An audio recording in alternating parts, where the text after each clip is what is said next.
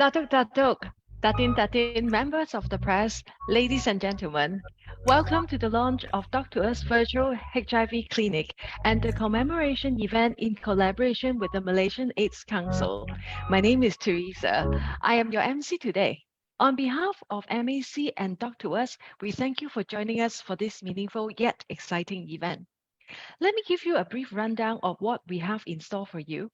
Very shortly, I will have Dr. Raymond Choi, CEO and co-founder of DOC2US, and our guest of honor, Dr. Dinesh of MAC, talking to us. Then we will have our panel discussion, jointly organized by MAC and DOC2US on the topic, Leave No One Behind, with experienced medical practitioner on HIV, AIDS, and we also have on the panel people living with HIV. There will be a Q&A session where you can drop your question in the Q&A box, and we will have them answer for you. And after these, we will launch DOC2US Virtual HIV Clinic, followed by a demo of how to access the clinic for free. All right, so let us begin. With 81,000 people living with HIV in the country as of 2021, stigma and discrimination is widespread and continues to be a challenge despite advancement in medicine that allowed them to live in society and lead fulfilling lives. The 2023 International AIDS Memorial Day highlights the stigma and self-stigma experienced by people living with HIV, which prevents individuals from seeking the care and support they need.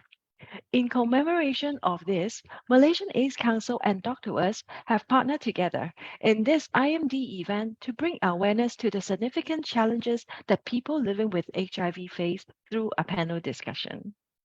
DOC2US is also launching a nationwide virtual HIV clinic that offers teleconsultations with licensed doctors and medical professionals, free of charge for all PL-HIV and key population. DOC2US also want to guide and encourage them to begin seeking help in the right and safe environment, focus on health and well-being at its core, where they can have equal access to HIV testing procedures with the right facilities and prescription for medicine. With that in mind, at Malaysia's first and leading telehealth company, DOC2US prides itself in its values of providing equitable, accessible, and inclusive healthcare for all people. This is built upon the company's faith in incorporating digital health into the care model as an avenue for PL-HIV and key population to seek treatment and care consultation. Without further ado, let us welcome Dr. Raymond Choi, CEO and co-founder of DOC2US, to give us his welcome speech. Thank you, Teresa. I'll try to make it as short, as simple as possible so that we can focus more on the panel discussion. Ladies and gentlemen, good afternoon, everyone, and a warm welcome to this special event commemorating the International AIDS Memorial Day 2023. Together with our partner, the Malaysian AIDS Council, MAC, I would like to thank each and every one of you for gracing this event, and because your support and presence today actually, is very invaluable. And as we exempling here today, with this single purpose of raising awareness and showing support towards the HIV community. Today actually marks a very significant milestone in our journey, the official launch of DOC2US Virtual HIV Clinic.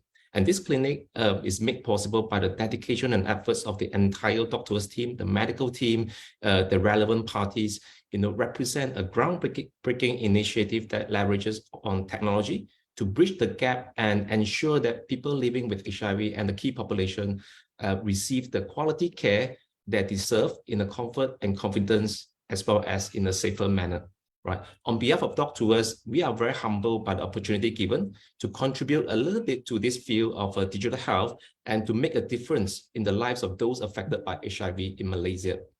The launch of the virtual HIV clinic is just the beginning of our journey, and it's still a long process for us to break through. And really we need to prioritize the treatment for PL-HIV in Malaysia. And I would like to express my sincere gratitude to Malaysian AIDS Council, MAC, for their unwavering support from day one until today and making this happen. And of course, with the collaboration to commemorate this event, right, in conjunction with the International AIDS Memorial Day 2023. MAC's endorsement for this initiative reaffirms our commitment to work hand in hand towards our common goal of eradicating at the discrimination as well as the challenges faced by PL HIV in Malaysia. We share a firm belief that public-private partnerships are crucial in fostering a more inclusive and effective healthcare ecosystem. Together, we can create a lasting impact and improve the lives of the PL HIV and the specific group of people, right? And it's our honor to host esteemed and experienced guests on this panel today, all of whom are passionate pioneers and strong names, advocates who actually have contributed so much to the cause of HIV in Malaysia. People like, Dr. Christopher Lee, Professor Dr. James Koh, Ms. Audrey Appers, and our special guests, as well as, of course, MSC, right, who actually took a step forward, to contribute and share their experiences with us. I hope that it will be a fruitful session today for everyone as we take another step towards progress. We gather to commemorate the International AIDS Memorial Day 2023. Let us remember that it is through love, solidarity, and understanding that we can build stronger communities and support those in need. This is a testament of our collective effort. Thank you very much, everyone. Thank you, Dr. Ray, for your words with such sincerity and humanitarian. Okay, I'm sure our audience today is familiar with MAC, the Malaysian AIDS Council. It is Malaysia's leading non-profit umbrella organization which supports and coordinates the efforts of non-governmental organizations, NGOs, working on HIV and AIDS issues. Let us invite our guest of honor, Dr. Dinesh, MAC's Vice President, to say a few words. Thank you, Teresa. To Dr. Christopher Lee, the former Deputy Director General of Health and former National Advisor for the Infectious Disease Ministry of Health. He was also our previous President for Malaysian AIDS Council and the founder of CLAS. To Professor Dr. James Koh, Infectious Disease Consultant and Deputy Dean for IMU. Dr. Raymond Choi, founder and CEO of DOC2US, Ms. Audrey Edwards, Senior Lifestyle and Entertainment Editor with the Malay Mail, and also our moderator for today's event. Dear friends, colleagues, ladies and gentlemen, we have lived through 3 extraordinary years of this pandemic. What seemed like a never-ending nightmare has now eased. We're talking about COVID-19, thanks to science, medicine, and public health interventions, including the vaccine. Just as so, the HIV pandemic, feared for decades, is no longer a death sentence now. However, the bitter truth of the matter is that in a world with advancing biomedical technology and clinical research for prevention, testing, treating HIV, it is shocking that HIV is still so prevalent in this modern age. Globally, we have more than 40 million people who have lost their lives ever since HIV was discovered. Behind these numbers are lives of humans unnecessarily lost and families and friends who were left behind. Effective HIV treatment means that a person living with HIV can essentially have not only a normal lifespan, but can live a normal life like anyone else. And this is by achieving viral suppression. He or she will not pass it on to their sexual partners or their unborn child. This concept is known as U equals to U. Undetectable equals to untransmittable. Progress against HIV has been uneven and unequal even before COVID.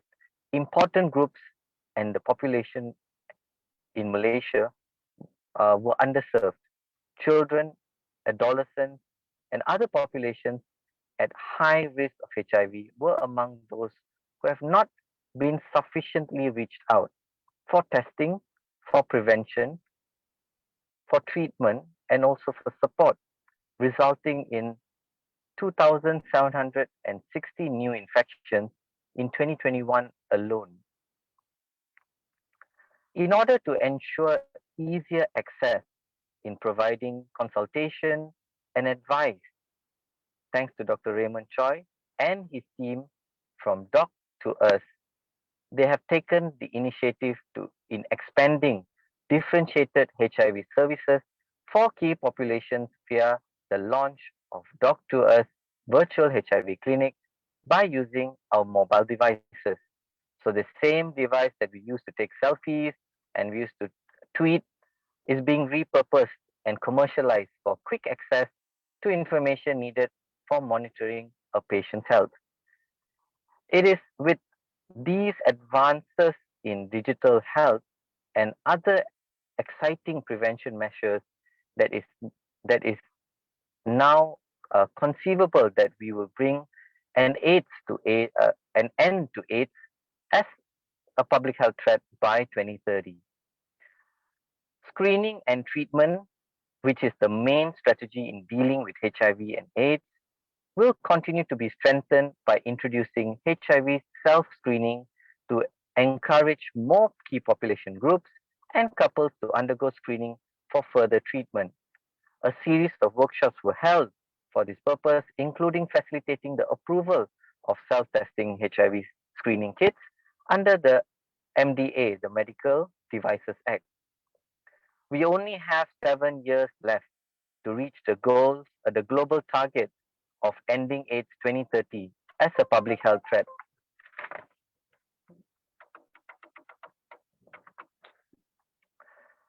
This means that's why we at the Malaysian AIDS Council are calling out national leaders, civil societies, and all of you to rally to confront the inequalities that drive HIV and to ensure everyone everywhere in our nation has access to HIV services. This means finding innovative ways to deliver person-centered HIV prevention, such as PrEP and PEP, early detection by testing, early treatment, and care services to everyone, irrespective of who they are and where they are from.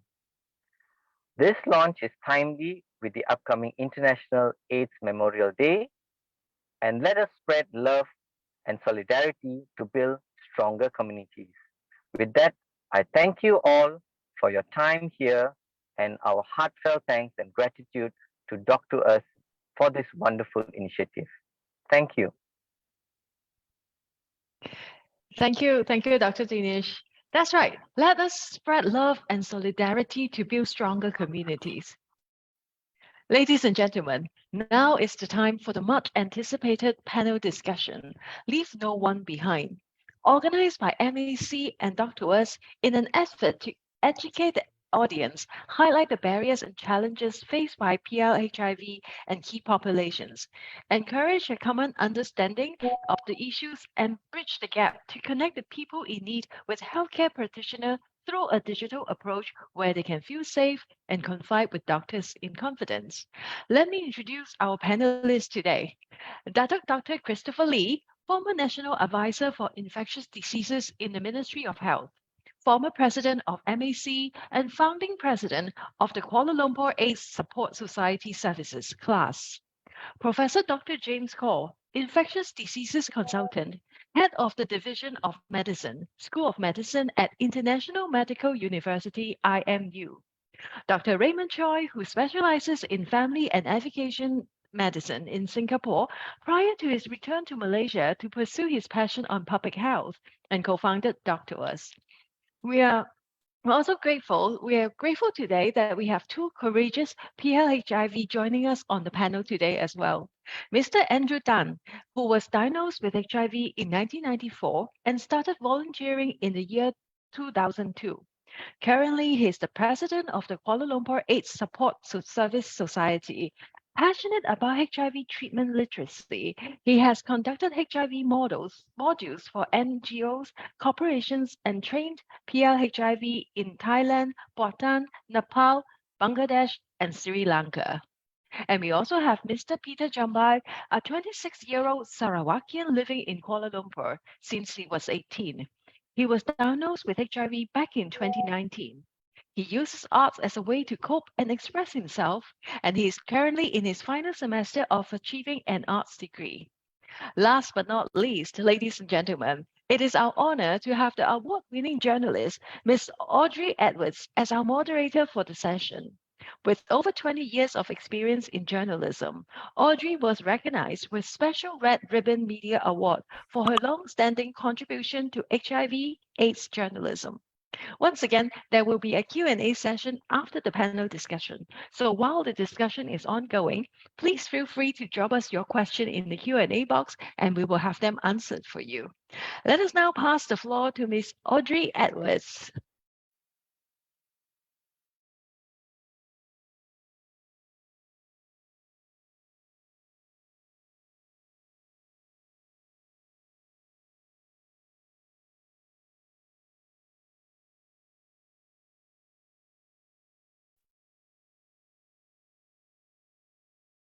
Sorry, Audrey, are you muted?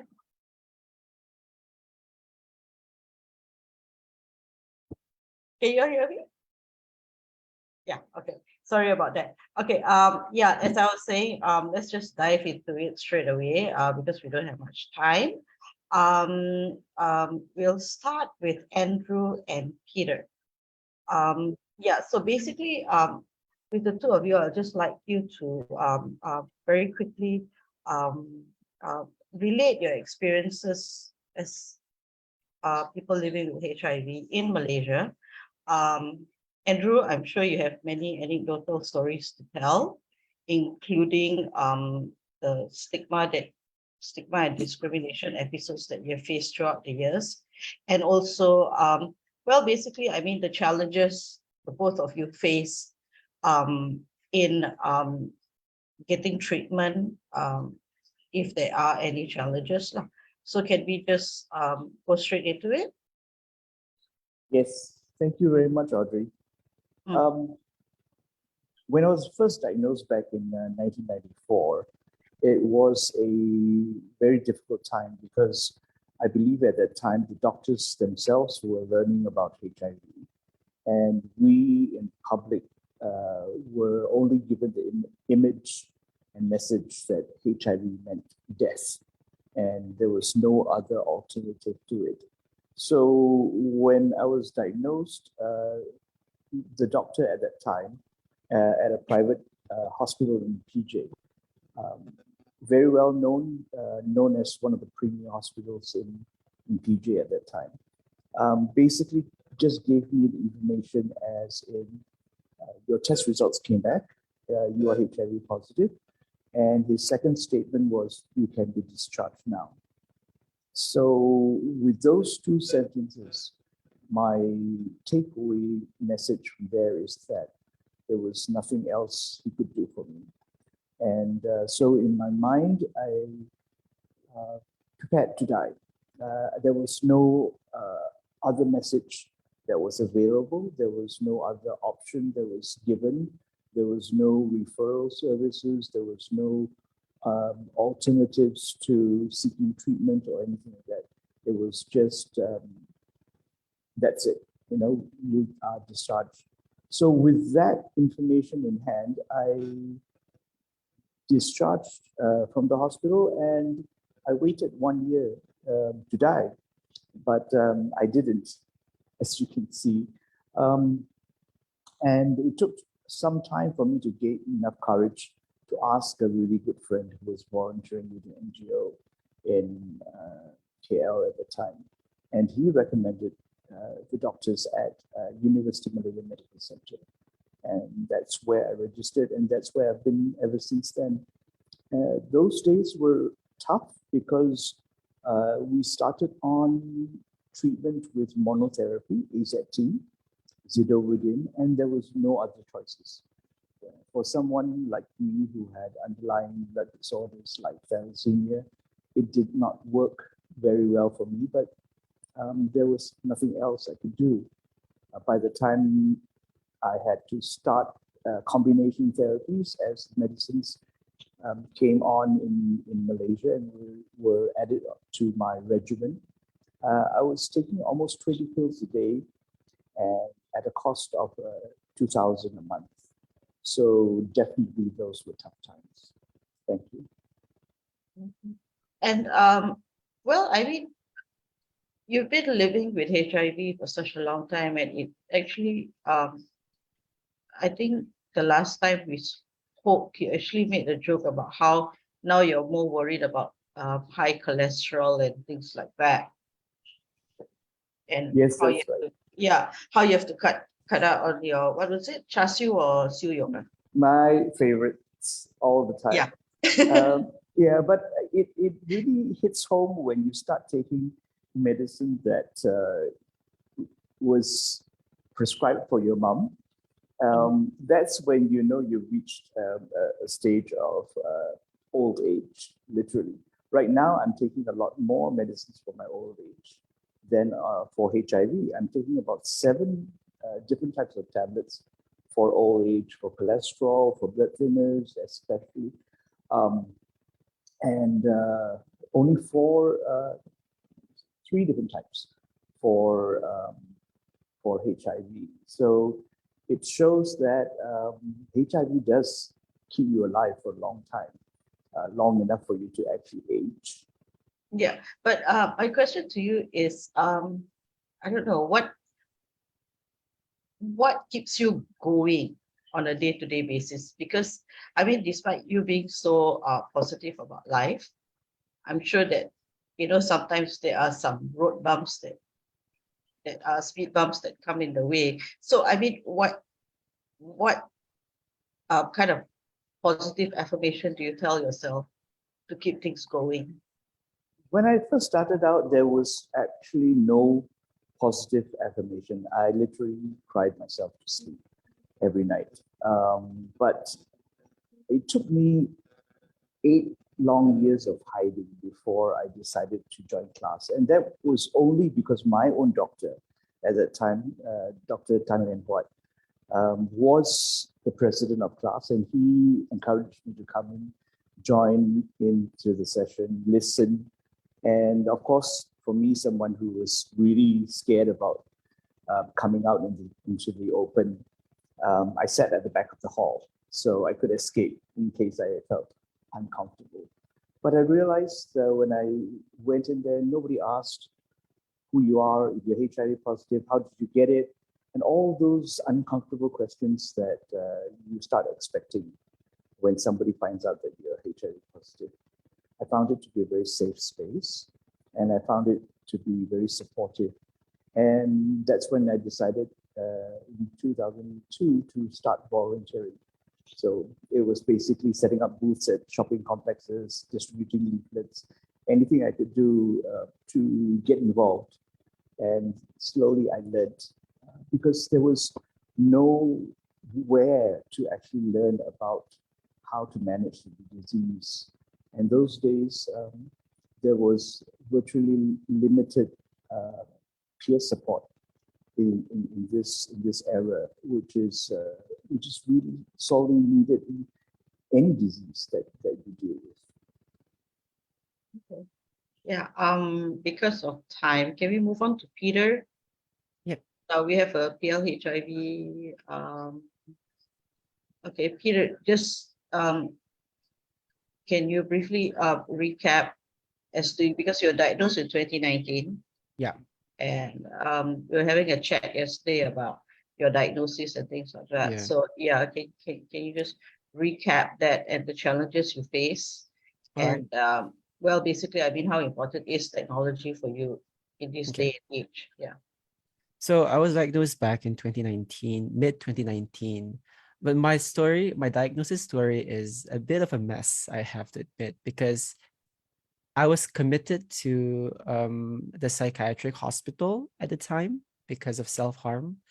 And at the psychiatric ward was when they revealed to me that they've done blood testing on me. And then they started asking me all these questions about STDs and sexual health. And am I aware of HIV and all the other STDs out there? And me being completely unaware of the topic, I was very confused. I was very lost. I was by myself in the psychiatric ward on medication. And they started bombarding me with these questions. And I just asked them, like, can we just get straight to the point here? Like, what exactly is happening? Why are you asking me these questions? You know? And then they just told me, they said, "Oh, you don't know?" And I was like, "What don't I know? Can somebody tell me what don't I know?" And then they said, "Oh, you're HIV positive."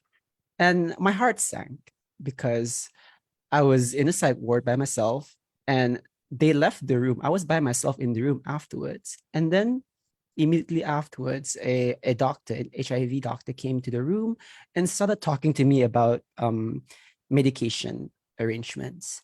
And I felt like I never had any chance or opportunity to kind of find terms or make terms with my diagnosis because everything was happening so fast and I was in survival mode the entire time and I couldn't even like think for myself. So people were doing the thinking for me and they were giving me medication. They were doing everything for me.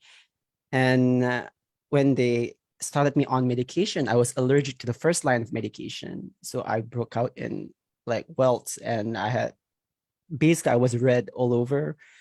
And then they suggested a second line of medication, which is dolutegravir, which I'm on right now.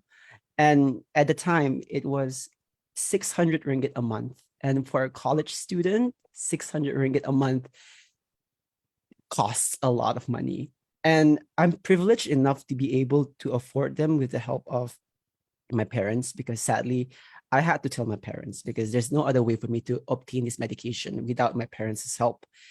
And that's another complication in my life, that telling my parents about this diagnosis and then having them to deal with that.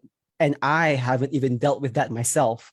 So imagine like how I have to like assure my parents that I'm okay when I myself was like at the time, like, okay, I just need to get my medication. I need to get back to uni. I need to sort out my mental health. Everything was a mess at the time, but fast forward now, it's gotten a lot better because like the introduction that Teresa read just now, through art, I find ways to express and cope with the challenges and the difficulties I face as a person living with HIV, undetectable sins as well. Yeah, so I use art as a way to like cope basically. I create illustrations, I create animations, and also the wonders of the internet today. Oh my God, and technology. Being able to find support, I think it's much easier than it was during Andrew's time, because like I can just hop onto the internet and just like Google HIV support group, maybe, and then find someone maybe just to talk to, or just like rant on Reddit, like being anonymous and just like write a couple of sentences and paragraphs, just like saying things like, I've just been diagnosed with HIV. I don't know what to do with my life. I'm 26 years old. And then just having like people responding to that, it provided me a safe space online. And then breaking the news to my friends physically as well, they have never been any more supportive. They know everything since day one. And I guess I'm so grateful because a majority of the healing that I've gone through came from the support of my friends around me and my queer social circle. Like they know me a lot, and without them, I don't know where I'd be, to be honest. Yeah, that's me. Okay, just one question, one last question to you. Yeah. Where do you find the strength to be so vocal about your status and things like that? Because you very rarely find people who are so willing early on in their diagnosis to come forward and share their stories. So yeah, I'm just wondering where do you get the strength and bravery? I think this hit me hard when I realized that I'm a small town boy from Sarawak who lives in KL, and I can't imagine how another small town boy or small town girl from a rural part of Sarawak or Sabah, I can't imagine how they feel if they were to face the news, right? And if that was me, like I would like to have someone to be open and to talk about the stigmas and to destigmatize the topic of STDs and HIV in general. And yeah, I just decided that, you know what, maybe I can be that someone to someone, you know, and just being open about it and just talking about it. And of course, it comes with a lot of fear at times. It does scare me talking about this publicly at times. But at the end of the day, I do believe that information is valuable. And if people can learn a thing or two, people can learn that it's okay to hug someone with HIV, it's okay to share a drink with someone with HIV at a younger age, then I think my job is almost done, you know? Yeah. And also, my mom, she was an HIV nurse. Yes, she, as children growing up, we had posters in our house about HIV, and she would always remind us that, you know, right, it's okay for you to hug someone with HIV. Like, you won't get HIV. So I guess that message stuck with me. And then now that I'm diagnosed, and I'm like, oh my God, my mom was an HIV nurse, and I guess I was prepared for this my whole life, apparently. Yeah. The stage was set. Yeah. Okay. Okay. Now can we move on to Dr. Chris, who's enjoying his retirement? Dr. Chris. Well, I won't say like years, I say decades of experience. Yeah, I just want to get your take as to how treating patients, number one, and training of medical staff. How has that whole thing changed throughout the years, and basically the sensitization of your medical staff, because you were also in Sungai Buloh Hospital. Yeah, so can we briefly talk about that? First, I want to again congratulate both Andrew and Peter. I mean, I've heard Andrew speak many times, but I know it's never easy because we do not know who's behind those cameras. Yeah, but I hope all of us appreciate what they have just shared. In my mind, when I listen to both of them, two things generally always stick up, and both of them mentioned this in their talk just now. Number one is access to care, which in both sense is access to a healthcare practitioner or a service, and also access to the medications. And both of them mentioned that degree. As we look at the journey by Andrew versus the journey by Peter, I'm sure there are some similarities, just that Andrew unfortunately went through much longer journey, going through every single phase of the treatment that we have. But when it comes to the other part of stigma and discrimination, these two are interlinked. Back in the bad old days, and I'm sure Andrew can tell you many stories, that people could have to travel many, many miles. And I'm talking of people in Sarawak and Sabah. I remember patients in Kuching would fly over to KL just to see me. Not because I was so clever, I'm not, but there were very few doctors who looked after HIV. And you know, whatever access you had, they were centered in KL, either University Hospital or in HKL. That was it. And they would fly. And those days, there was no Air Asia, mind you, so it was pretty expensive to fly over. That has changed a lot because of two things. Number one, I think Ministry of Health in particular has really developed a lot more treatment centers around the country, not just in main hospitals, but also in the clinic kesehatans. So in terms of physical access, that is improved. Of course, it can be better, no question. And that's where I think the program that is being launched today adds benefit to what we are already existing. But clearly, the number of clinics available to get treatment helps. But the other point is, because the government was pushing this, we were also having to desensitize our doctors and nurses with regards to stigma and discrimination on their own values regards to looking after patients with HIV. And a good example, when Peter mentioned about her mother, who is, I'm sure, served a lot of souls back in Sarawak, those are the people who make an impact. The people who make connection to my patients, our patients at Sungai Buloh and NHKL, were really the paramedics who did a lot, because we have sheer numbers. We have hundreds of patients per day. So they took a lot of pressure off us in connecting with patients. And I'm sure Andrew would have seen that over the years. In the past, Andrew probably could pick up the same doctors to see all the time. Now it's getting a lot harder because the sheer numbers that we have. But the good thing is now we have a lot more people on the ground willing to do that. So really now the good news is, as we all know, treatments are doing so well. I'm so happy to see both our friends doing so well. Andrew is coming to 30 years, Andrew. That's a pretty big deal, isn't it, right? And we are seeing more and more people hitting that 30-year-old mark, which is great, all right? The thing now is, the sad thing, the treatments are available, it's getting more accessible, it's getting cheaper. But unfortunately, stigma and discrimination is the one we have to deal with. It's sad. We have the drugs, we have the doctors, we have the clinics to run to serve that medication out. But unfortunately, stigma and discrimination keeps patients from coming forward to us. And Peter mentioned that really about the fact that now she's going into the internet to get help. And I think that the program that we are launching today really will add value here. So maybe that will make it a lot easier. Yeah. Did you receive a lot of complaints about healthcare staff, the way they treated people living with HIV? Of course. Yeah. There is something we have. We still and what action was taken? We still see it today, but a lot less, no question, a lot less. Yeah.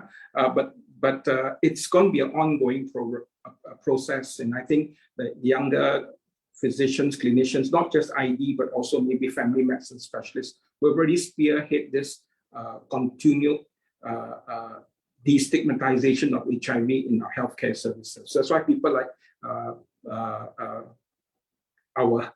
my younger colleagues here, James cannot resign. He has to work for a long time on to come. So that, but jokes aside, really, this has to continue, and I'm sure it's continuing to be done. Even at our hospitals below, there's still regular desensitization programs for the paramedics, especially even attendants, even assistant nurses, because they always are the front line to encounter the patients. Yeah, so that's an ongoing process. I do believe the stigma and discrimination will continue to improve. A bit slowly, unfortunately, but we have to keep on working on it. Yeah, but I think stigmatization kills. We reiterate that. And in terms of well, I mean, you as a physician and treating patients in the early days, and I mean, I assume that you are still treating up to recently, right? Patients. Yeah, I don't have to see so many patients anymore, thank God. Before they spirited you away to health ministry, right? The drugs I was taking, I also have to take some of them now, you know. Yeah. So anyway, I mean, yeah. So just to get a feel of it, I mean, how did technology play a role? Because I also received treatment at Sungai Buloh, but for diabetes and things like that. So you can actually see like how computers and all slowly they've this one. So how has it made the job easier in terms of like having technology to store your records and things like that? So I think obviously computerizing the data helps a great deal. Of course, there's a lot of problems when you first convert from a paper-based hospital to a paperless hospital. But I think it's worth all the effort that goes in. I just want to mention, because I'm sure we are running out of time, we started the virtual HIV clinic in Sungai Buloh since 2017, before COVID started. We did that not because I had so much vision, not because of that. I did it from pure survival instincts. We just had so many patients. We had no option. So we look at all our patients, and Andrew knows this very well. All those patients who are doing well, who has been stable for years, for some reason they were not comfortable going elsewhere. We tried very hard, trust me. We tried very hard to ask them go somewhere else. But you know that they're just comfortable, that's all. So we created this virtual platform where we saw patients who were stable. So patients who had no change in medication for years. We just have to monitor them for the other stuff that crops up as one gets older, which does occur, monitor their viral loads. We see them once a year physically, and the other times everything is on the virtual platform. So with that, we are able to decongest our clinic to see the newer patients or patients who are having problems with their treatment. And they're still ongoing now. But going forward, so I'm very happy to be on this panel because we are launching something I think that will make a difference. I think both of them mentioned this. The time the patient needs the most help is really at the beginning, when they first find out. And that's when they are most fearful, and that's when they lack the most information. It's very scary for them to reach out to a doctor, to a colleague or a senior, because the fear of being discriminated upon. That is a fact. So having this virtual platform helps a great deal. It's a safer place, as Peter mentioned many times, right? It's a safer place. So I think something like this makes good sense. Everybody who's on the platform will have had good basic training of HIV and AIDS, which is great. So the information will be pretty accurate and up to date. At the same time, a referral of services, they can direct you to a safer place to seek treatment. If perhaps they can even do it virtual in the time ahead. But at the moment, it's a great reference point for patients with HIV, newly diagnosed with HIV. So I really applaud that we are launching this. I think it's a great program to put on board.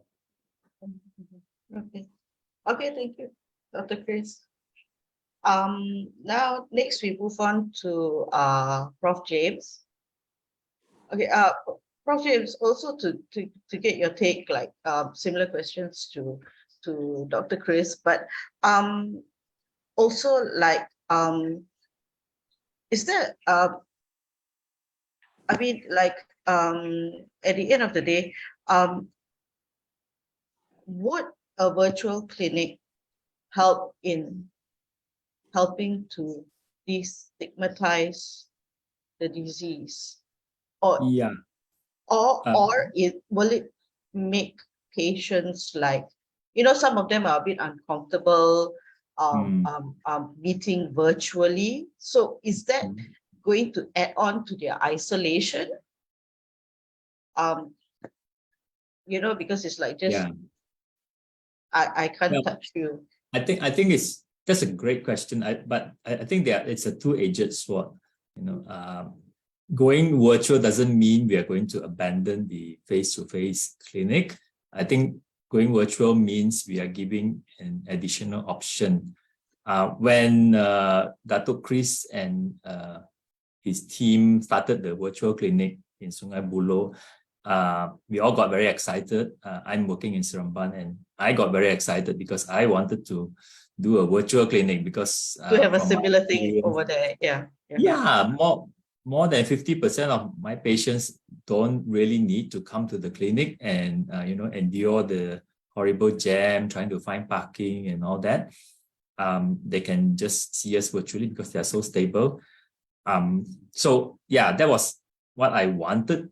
You know, what you wish for, but what you get it's not the same thing, because in my hospital, in my clinic, we have almost no internet access, right? For virtual clinic to happen, you do have to have some internet access. So for me, when I run my clinic, even on Fridays, if I need to send a message out or even call or take a call, I need to run to the nearest window, because if I sit in my room, it becomes a telco black hole. You know, just nothing's happening there. So I need to run to the nearest window to get one bar of the signal in order to make a conversation with someone outside. Yeah, but what we are going to see today is a step forward, and it has always been my dream.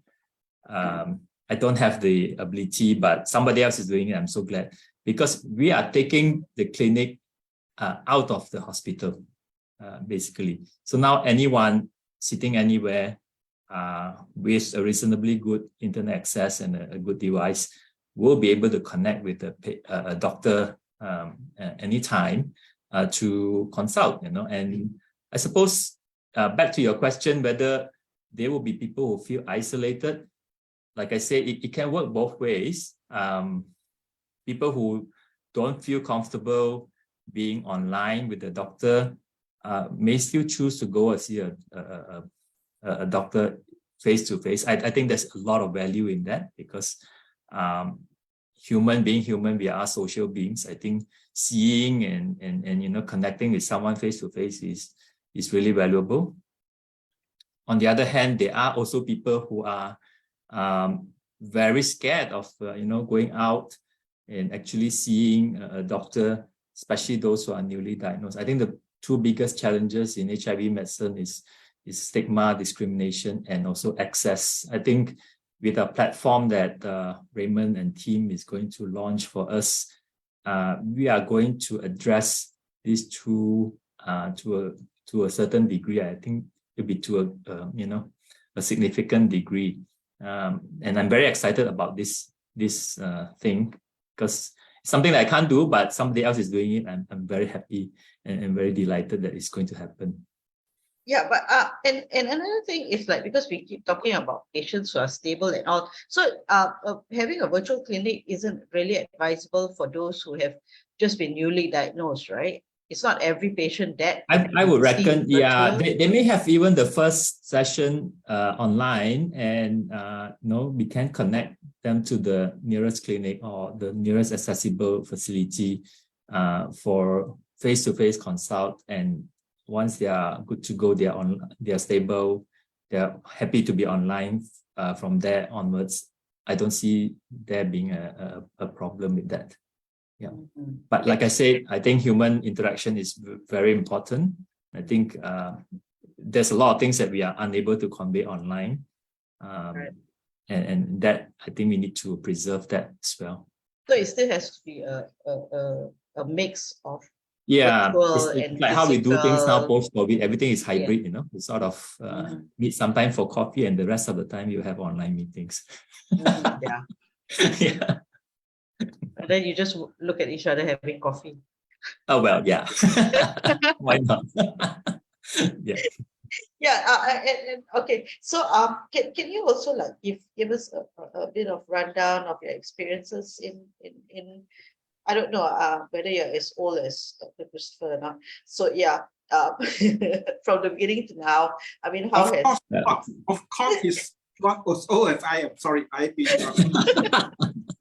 Well, you may not know, but Dr. Chris was my consultant when I was a house officer, and okay. he was the one who inspired me to do HIV medicine. But you can see that I have aged a lot faster. I know. Greater than Dr. Chris. I don't know what's his secret. He doesn't. Yeah. He doesn't age at all. He thinks more than I do. Okay, now we all know. So I need to think less, I think. Yeah, but a lot of very, very grateful, and it's not without merit that we all call Dr. Chris as the father of HIV medicine in Malaysia, because without him, a lot of things would not be what they are today. And yeah, we probably wouldn't even have the Sungai Buloh Hospital. Exactly. So yeah, right. So there's a lot of things that have happened because of what and who he is. And we're all grateful, and the team is getting bigger and bigger. Like Dr. Chris said, we're getting more and more young people on board. Yeah, I'm also doing a lot less now compared to those days. Yeah, so we are really progressing, and of course the patient load is also increasing in tandem. That's why we need new innovations, new ways of reaching out, and new ways of connecting. Yeah, and because you're attached to IMU, right? Do you actually see like there are more students who are interested to specialize in ID, or are they still going in for your cool cardiology and things like that? Maybe I shouldn't comment so much on that. I think what we do is to train competent doctors with a massive dose of empathy, and they're able to empathize and connect with their patients. I think that if I can achieve that with my students, I think I'm more than happy already.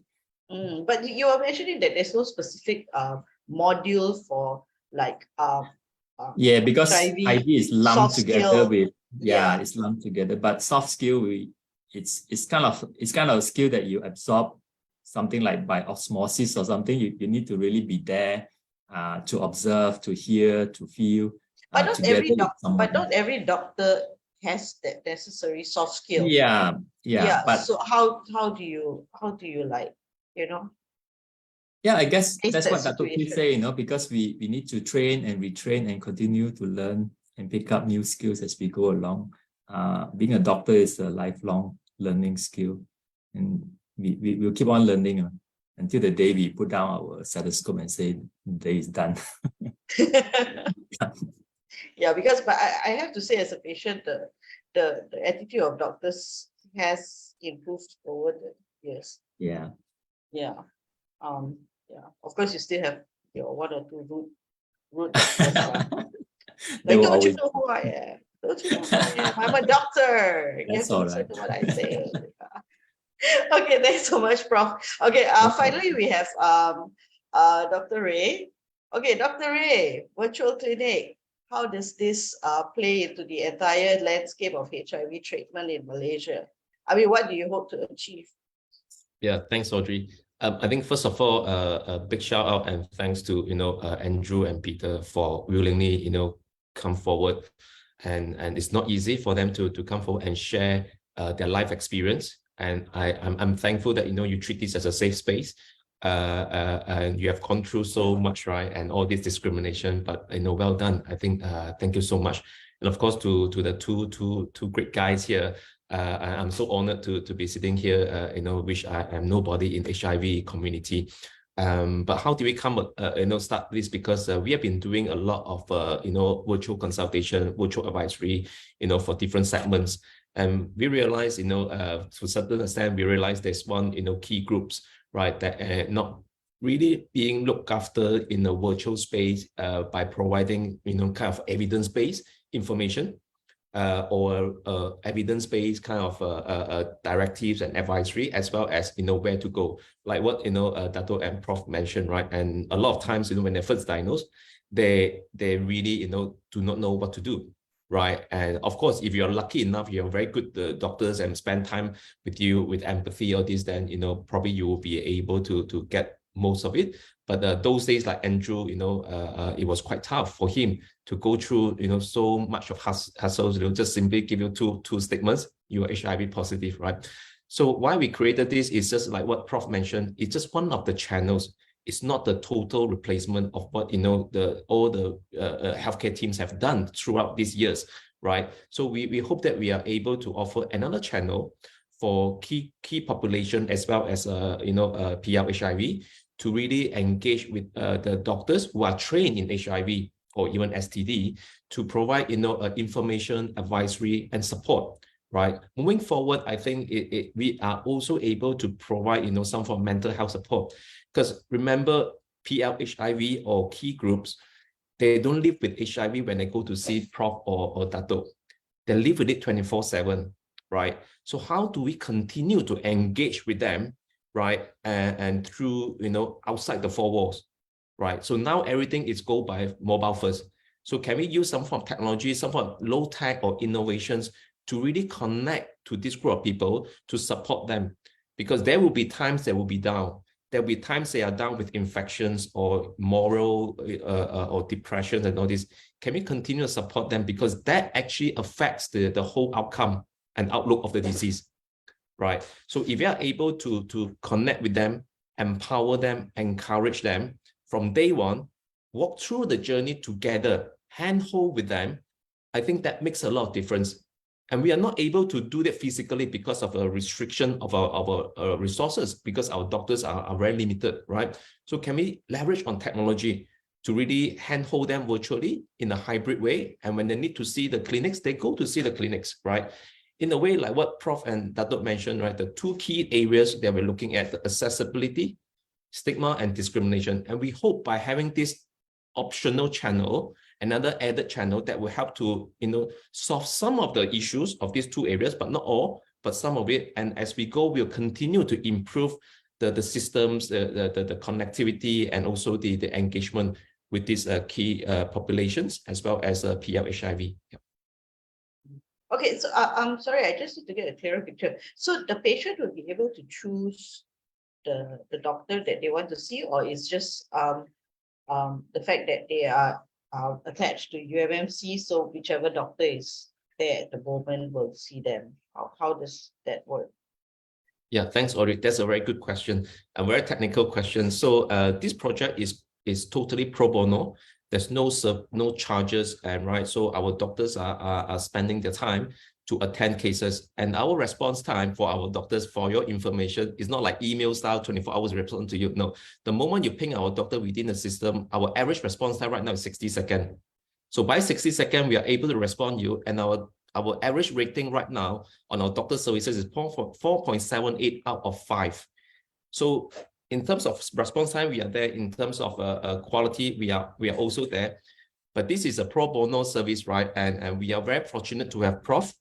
James Cole to be part of this. So he also runs the virtual clinic with us on every Wednesday. And of course, we are all doctors. Of course, a big shout to all the HIV trained doctors. If you have this, calling, this mission to really reach out to more patients, please reach out to us, and hopefully, with your contribution, you are able to help to see some patients. To answer your question, Audrey, yes, the patients will be able to see the doctor's profile, the rating, the reviews, what kind of languages they speak, where do they practice. Yes, they can. They can choose a doctor who they feel, maybe they like a prof so much, right? They will talk to a prof, right? So, and then they can start to consult. And those consult is one-to-one, is totally safe and secure. It's between, Prof. James Cole and you. So this is the platform that we are able to offer to the public in Malaysia. Yeah. Yeah, which brings me to medical records, because this isn't just like a normal like sembang video session. So the doctors will have the medical records of the patients to refer to. Yeah, so much so we want to make it like a sembang section, because we want to make the user experience to feel more comfortable. So the interface itself is very much like WhatsApp. So we want them to feel more comfortable to open up to the professionals. In terms of data security, we actually practice industry standard in terms of the data security, privacy, and of course the cybersecurity, all this. So all the doctors involved will have the data of this patient, and this remains highly secure and safe within the ecosystem. So there won't be any a chance that we will leak out or share the information with others. So it all belongs to the patients, the provider, as well as the platform. And who provides the doctors with the patient's medical records? The system itself, actually, the doctors will have access to the patient record in real time. So it's all cloud-based. But where do they get the records from? From the hospital? Oh, so the record, because there's no integration with all this, right, which is highly complex. So we still rely on patients to actually, willingly to share the health records to the doctors they consult online. So from there, they build the health record within the system. Okay, so in terms of blood tests and all, do you do that as well? Or the patient gets it from their hospital, then gives it to the doctor? How does that work? Okay, so the blood test, they actually, you can either do it in hospitals, clinics, or even labs nowadays. And of course, once the result is out, you have a paper, you can snap a picture and show it to the doctors. My white blood cell count is like this, my CD4 is like this. What should I do? What should I be concerned? So all this we can do through online. And of course, moving forward, we are able to, we are looking towards, can we send the phlebotomist to the patient's home to do the, regular blood monitoring? Like today, Andrew had to go to the hospital, right? Which we have been doing some form of home-based healthcare services where, through the online, we bring offline services. So because a lot of stigma and discrimination and all this, right? And also, traffics like what Prof mentioned. So we actually can send, phlebotomists to the home to take bloods, and then, so that they don't have to go through the hassle. That is something possible in today's world, actually. Yeah. Okay, well, that sounds very interesting. Okay, and as much as I would like to continue all of this, I have been informed that our time is up. So we need to move on to the next segment of Q&A. So, yeah. Yes, thank you very much, Audrey. Yeah. Thank you, Okay, thank you everyone. Yeah, okay. It's a funny, informative, and also I don't know whether some of you I actually have moment my eyes well a bit, especially when Peter and Andrew share the story. So we actually have some question from the floor. Okay, so we have a question for Peter, right? Thank you for sharing your story. I'm from Sarawak. Your story is powerful, especially when you highlighted the challenges of people from a small town. Much love from Sarawak. What would you say to the PLHIVs in this part of Malaysia? We need more voices here. Peter. What would I say? I'd say that you're loved. There's nothing wrong with you, to be honest. I think a lot of the times when we feel like there's something wrong with me, that, oh, this is my fault. Something bad happened to me because I did something wrong. It was my mistake. I went through that. And it never did anything to me, to my mental health, to my life. And I think the first thing that I really want to tell you that it's never your fault. It was never anyone's fault to begin with. And I hope that you find reasons to fight, as how I did find my reasons to fight. Everyone has their own personal reasons to fight. And my personal reasoning was because life is so beautiful and I'm young. And there are things that I would really love to do still in my life. There's so many things on my bucket list, and don't let this diagnosis spell out, the end for you, because I thought of that in the beginning. But then here I am right now. I'm barely scratching the surface of my own life. And HIV never stopped me. HIV actually made me realize that there are things that are more important, and I get to pick my own battles. Yeah. Thank you. Thank you very much. We actually have another question for Andrew and for Peter as well. Unfortunately, Andrew, he has another engagement today, and I think he already left our session today. So the question is that, thank you for sharing your story, and I love how you are dealing with living with HIV with so much of positivity, with the support and love from people around. Being diagnosed with HIV positive, does it affect your employment, or will you disclose about your health status during your interview? So I don't know, Peter, do you have any experience you can share with us? Yeah, I have a few experiences regarding Right. that. Personally, like I said, like I'm undetectable. U means equal, U equals U, right? Undetectable means untransmittable. And also at the same time, for me personally, how is my HIV status relevant to my job? To be honest, like I would not like my HIV to define me. The same way as, like, if you have any other lifelong illnesses, right? Like, I don't want to be like, hey, I'm Peter, I have HIV. No, hi, I'm Peter, I'm a talented human being ready to provide my service and to provide my talents, So that's how I approach it. And if they do ask me, I would say it, but I wouldn't like right off the bat be like, hey, just letting you know I have HIV, blah, blah, blah. To some people, they might do that. But for me personally, I take it on a case-to-case basis, because if I trust my employer enough and I've built a good relationship with them, sure, why not? I might need the support from them down the line. But I personally think that I don't let HIV define me, and it shouldn't define your life, your career life as well. Yeah. Bravo, bravo. Yeah. I maybe we can ask Professor James as well. Professor James, from your experience, like the patient that you speak to, do they actually encounter problem? Say when it comes to employment, did they tell you that, I got fired from my job, or I was denied of this job opportunity because, they have to make some sort of health declaration? Because many companies actually, they do health screening before pre-employment screening. So I mean, have you heard such discrimination from your patients? Unfortunately, yes, but this may not be the best forum to talk about it. Yes, we do have employees who have been asked to leave because of their status, and others who have been ostracized by fellow colleagues because the news leaked out, or somebody leaked out that the person is HIV positive, rather than trying to learn more and understand and see how unthreatening a person who has HIV is. Unfortunately, yes, that happens. But on the other hand, I've also experienced or met with a lot of employers who are very sympathetic and embracing, and they continue to support their employees. I think the key word here is we need to continue to fight against stigma and discrimination, and bring awareness so that people are aware and understand what's going on, and that people who are living with HIV can continue and will continue to be valuable members of the community and the workplace.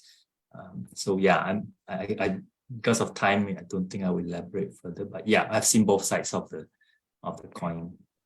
Thank you, Professor James. At least we are seeing a can change. I just say something? Yes. If there is anyone in the audience who want to get more information, I do know that the Malaysian AIDS Council, Malaysian AIDS Foundation, they do have a section that helps out with employment questions such as the one that you just posed.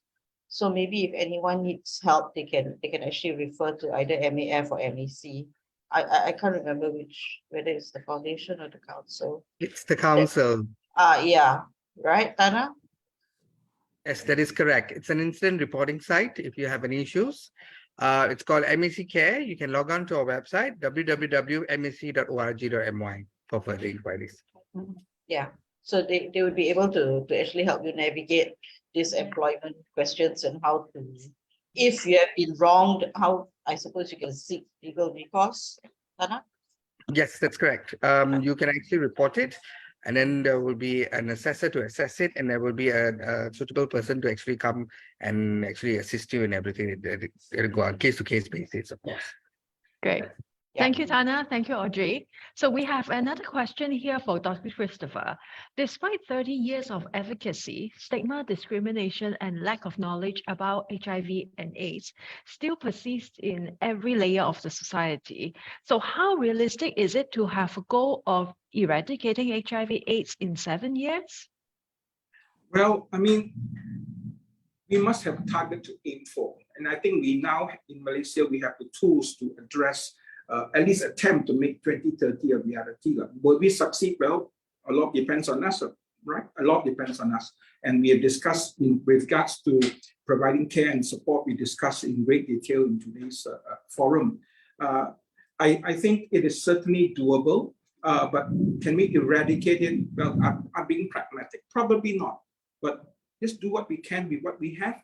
I think that's important. Just keep chipping at it, all right? Now, we as a society chipped enough away for friends like Andrew and many of the other people who were diagnosed in the 90s to be still very much around today, all right?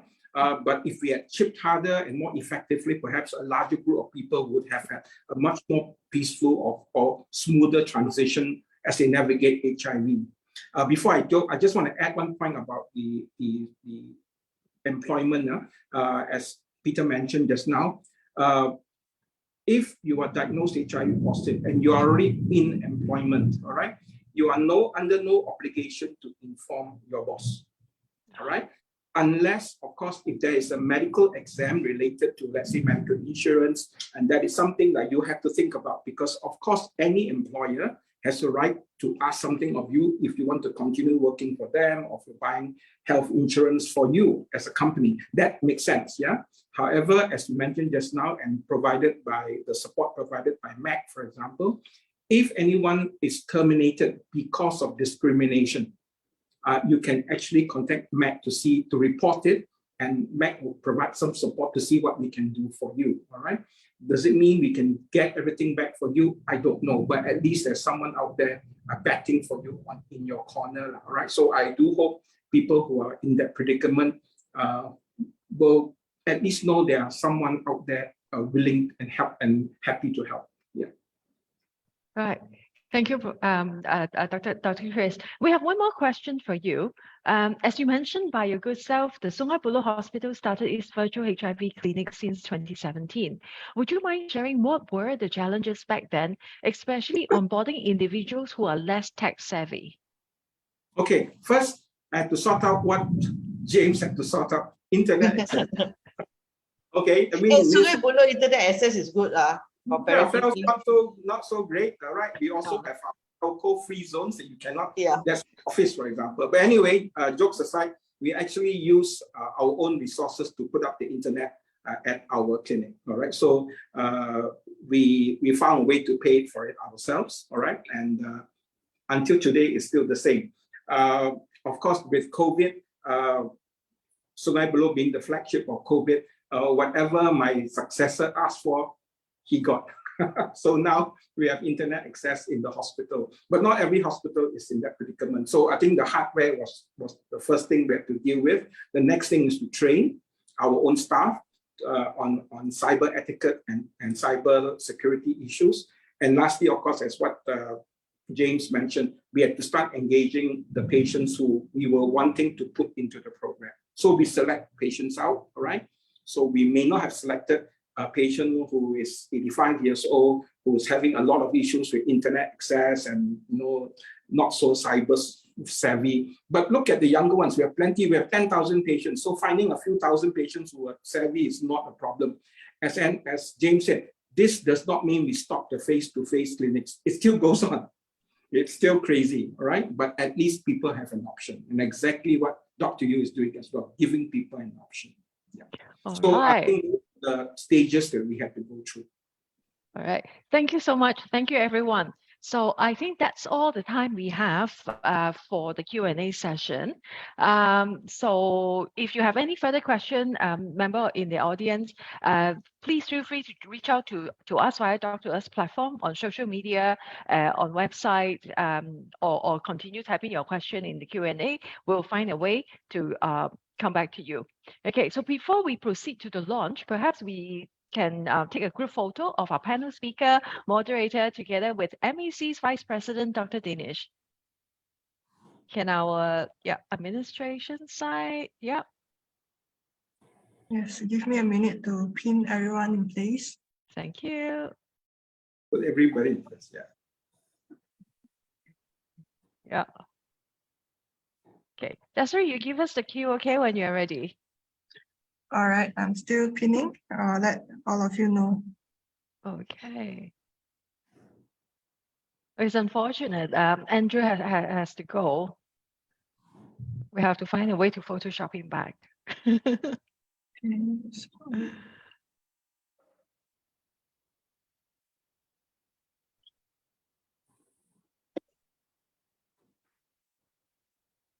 Are we still supposed to smile or not smiling anymore?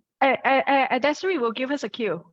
Probably she will still give us like 1, 2, 3 smile, some sort of countdown. Oh, okay. So we're not doing that. Yeah. Grumpy now. You can keep your smile for a while. Okay, I'm done here. So on the count of 3, please smile. 1, 2, 3. Okay, one more. Desiree, can you take one more so that everyone look into your camera as well? Smile and look into your camera. Okay. 1, 2. Okay, I got 2. Okay, great. Thank you, everyone. Okay, so now it's the time. It's the proper launch gambit. Each year on the 3rd Sunday of May is the International AIDS Memorial Day, or IMD in short. It is known to be one of the world's oldest and the largest grassroots mobilization campaign for HIV awareness in the world. In conjunction with IMD 2023, which falls on this Sunday, 21st of May, MAC has produced this video under IMD's global theme, Spread Love and Solidarity to Build Stronger Communities. Through this video, both MAC and Doc2US hope to draw attention to the challenges that individuals like Peter and Andrew face with HIV due to ongoing discrimination, which can cause shame, self-doubt, and isolation. Let us watch this beautiful video produced by MAC now.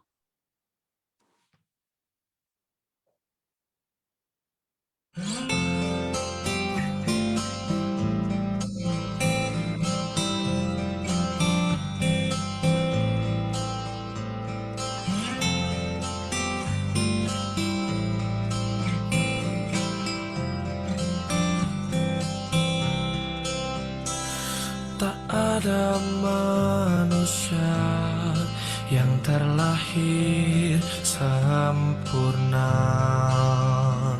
Jangan kau sesali segala yang telah terjadi. Kita pasti pernah dapatkan cobaan yang berat. Seakan hidup ini tak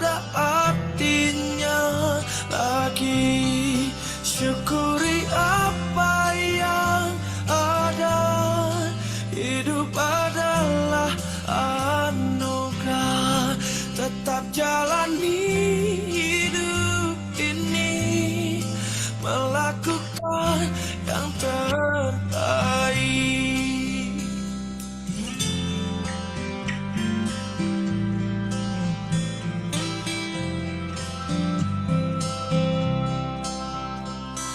Tak ada manusia yang terlahir sempurna. Jangan kau sesali segala yang telah terjadi. Syukuri apa yang ada. Hidup adalah anugerah. Tetap jalani hidup ini, melakukan yang terbaik. Tuhan pastikan menunjukkan kebesaran dan kuasanya bagi hambanya yang sabar dan tak kenal putus asa.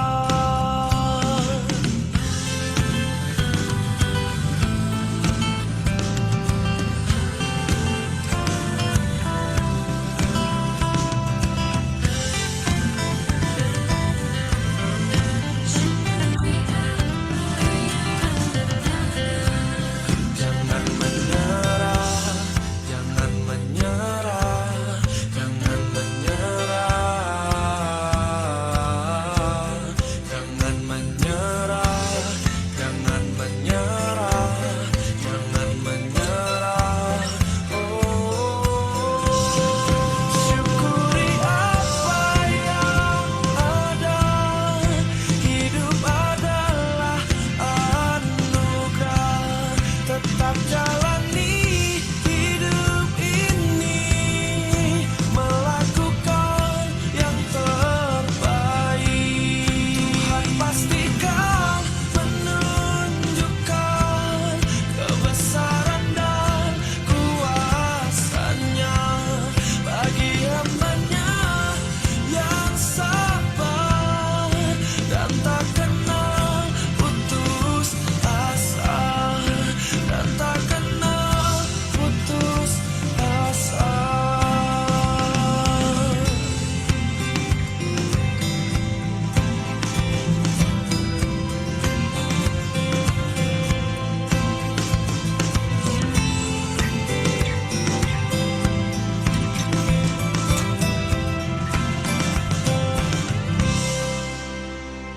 Ladies and gentlemen, with this video, we are pleased to announce the official opening of DOC2US Virtual HIV Clinic, which will provide free medication consultation on HIV or STD-related matters through teleconsultation with DOC2US licensed and board-approved doctors. The platform also allows people living with HIV and key population to obtain self-test kits, lab test referrals, and e-prescription for medication. Thank you, MEC, for the video, and congratulations to DOC2US. I'm sure you're probably as curious as I am how easy it is to use DOC2US and access the virtual HIV clinic. DOC2US has prepared this short video for us. Let's watch this video together.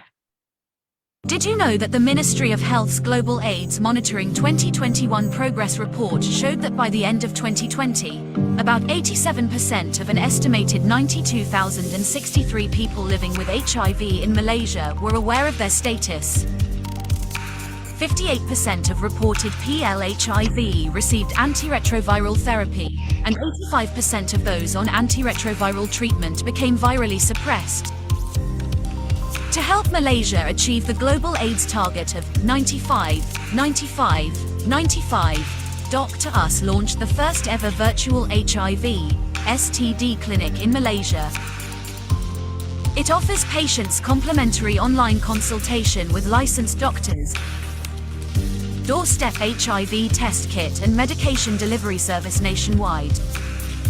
Talk to us at DOC2US today regarding all your concerns about HIV or STD. Start by downloading the DOC2US app.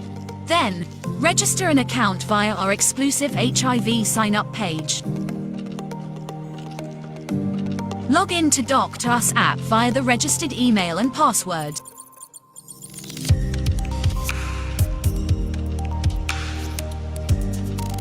Enter the virtual HIV STD clinic in homepage. Select an online doctor and click to chat. Talk to our doctor about your concerns, such as pre-exposure prophylaxis medication, post-exposure prophylaxis medication, HIV test kit, and more.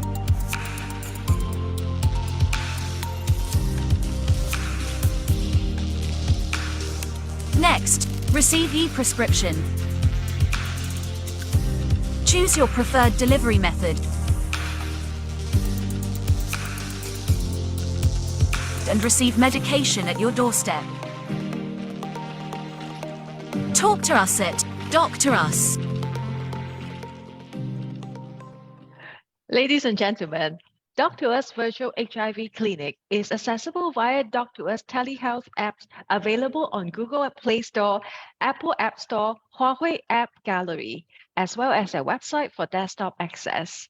The clinic operates every Wednesday from 1 p.m. to 5 p.m. In other words, it is open today until 5 for those who want to give it a try. All right, we have reached the end of our event today. On behalf of DOC2US, we would like to express our deepest gratitude to MAC, the MAC team for burning midnight oil with us. Tana, thank you so much. And also to make today such a success. Thank you, Dr. Dinesh, for being our guest of honor, and to the MAC partnering organization for your support. On behalf of both MAC and DOC2US, we thank our panelists, Dr. Christopher Lee, Professor Dr. James Cole, Mr. Andrew Tan, Mr. Peter Jambal, and our lovely moderator, Ms. Audrey Edwards. Media friends and participants for joining us today. We urge you to help us to spread the news about this virtual HIV clinic, providing free online consultation on HIV, AIDS, and STDs. With your help, we can achieve the 95-95-95 global AIDS targets together. Overcome stigma, discrimination, spread love, and solidarity to build stronger communities. Thank you for joining us, and we hope to see you again soon. Thank you.